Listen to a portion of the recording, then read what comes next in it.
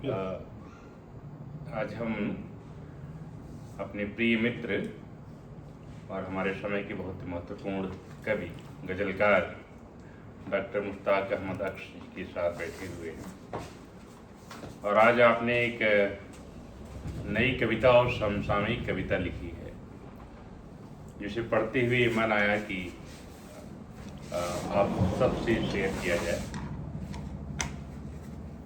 कविता है कि काबे कहाँ जा रहे हो? साहब काम पर जा रहे हैं। काम या किसी और के सपने को ढोने? काम या किसी और के सपने को ढोने?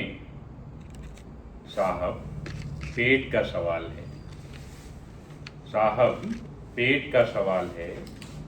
पेट जिसे भरने के लिए तुम अपना आज बेच देते हो और कल गिरवी रख देते हो। कितनी मजदूरी मिलती है? इतनी कि सांस चलती रहे। जिंदगी नहीं, छुट्टी मिलती है। भूख छुट्टी नहीं देती साहब, हम कैसे ले लें? अधिकार जानते हो अपने? किताबों में पढ़ा था साहब, जमीन पर कभी देखा नहीं। संविधान का नाम सुना है? सुना है साहब, पर उसकी आवाज हमारी बस्ती तक नहीं आती। वोट देते हो? हाँ साहब, हर 5 साल बाद। हमारी उंगली की स्याही हमारी हथेलियों के छाले नहीं मिटाती। हमारी उंगली की स्याही हमारे हथेलियों के छाले नहीं मिटाती। फिर शिकायत क्यों? शिकायत नहीं साहब, बस थकान है। साहब थकान। थकान या सदियों की चुप्पी?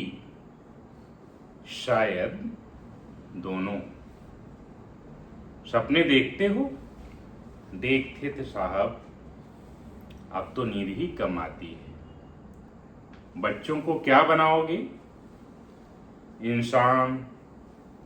साहब अगर हालात ने इजाजत दी और अगर नहीं दी तो वही जो हम हैं, नाम के मजदूर, असल में गुलाम। गुलाम हाँ साहब, जिसके समय पर किसी और का हक, जिसकी मेहनत पर किसी और का नाम, जिसकी रोटी पर किसी और का दाम। फिर आवाज क्यों नहीं उठाते? साहब जिसकी आवाज भूख से कांपती हो, उसे कौन सुनता है साहब? तो क्या जिंदगी भर ही चलता रहेगा?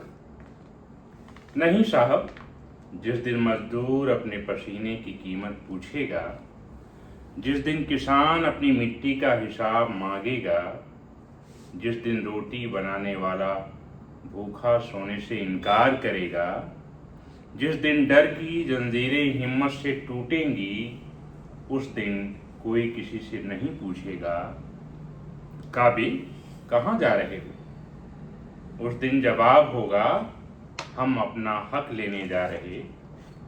और याद रखना साहब, गुलाम पैदा नहीं होते, उन्हें बनाया जाता है। जिस दिन वे यह बात समझ जाएंगे, उसी दिन तख्त बदलेंगे, ताज बदलेंगे। कानून नहीं, उसे लागू करने वाले इरादे बदलेंगे। क्योंकि मजदूर के हाथ सिर्फ ईंट नहीं उठाते, वे चाहें तो इतिहास भी दोहराते हैं।